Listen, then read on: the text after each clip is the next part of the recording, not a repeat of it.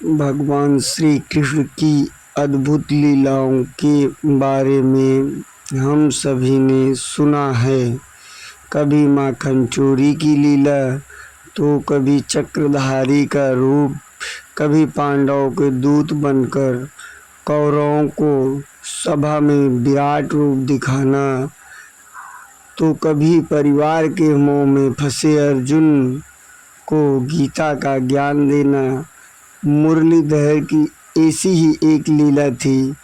उसके अपने ही मामा कंस का वध, अपने अत्याचार के सभी को कष्ट पहुंचाने वाले कंस का वध कृष्ण जी ने कार्तिक मास के शुक्ल पक्ष की 10वीं तिथि को किया था।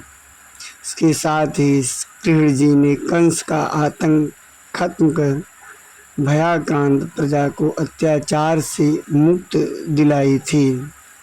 भगवान श्री कृष्ण ने अपने ही मामा कंस का वध कार्तिक मास शुक्ल पक्ष की 10वीं तिथि के दिन किया था।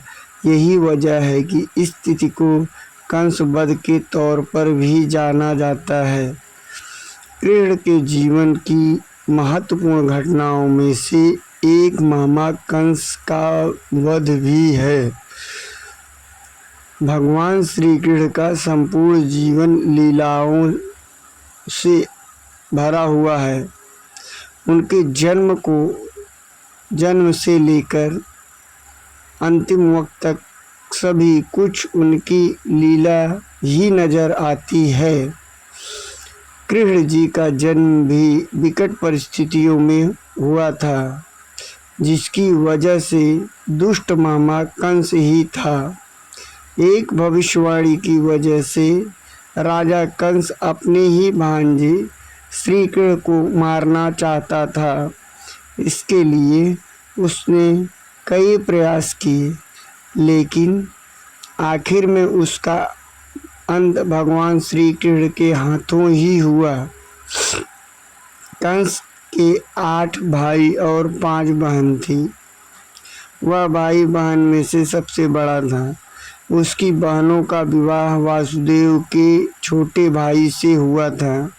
कंस इतना दुष्ट था कि सूरसेन जनपद का राजा बनने के लिए उसने अपने ही पिता उग्रसेन को बंदी बनाकर जेल में डाल दिया था। कंस का अपनी चचेरी बहन देवकी से काफ़ी स्नेह था, लेकिन वह भविष्यवाणी ने सब कुछ बदल दिया। भविष्यवाणी में देवकी के 8वें पुत्र के हाथों कंस के वध की बात कही गई। मौत की भविष्यवाणी सुन कंस बौखला गया और उसने अपनी ही बहन देवकी और उनके पति वासुदेव को बंदी बनाकर कारागार गृह में डाल दिया था। कंस ने कारागार गृह में जन्मे देवकी के 6 पुत्रों को मार दिया था। भगवान विष्णु माता देवकी के गर्भ में स्वयं आकर उनकी 8वीं संतान बने। भविष्यवाणी में 8वें पुत्र द्वारा ही वध करने का कहा गया था।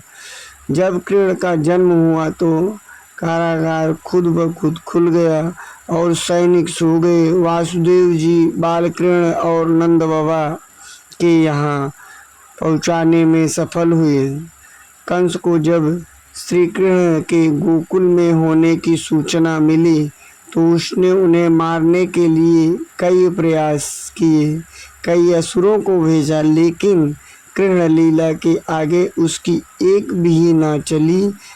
एक बार कंस ने कृष्ण जी को मारने के लिए अपने दरबार में आमंत्रित किया। यहीं पर कृष्ण जी ने मामा कंस का वध कर प्रजा को उसके अत्याचारों से मुक्त करा दिया।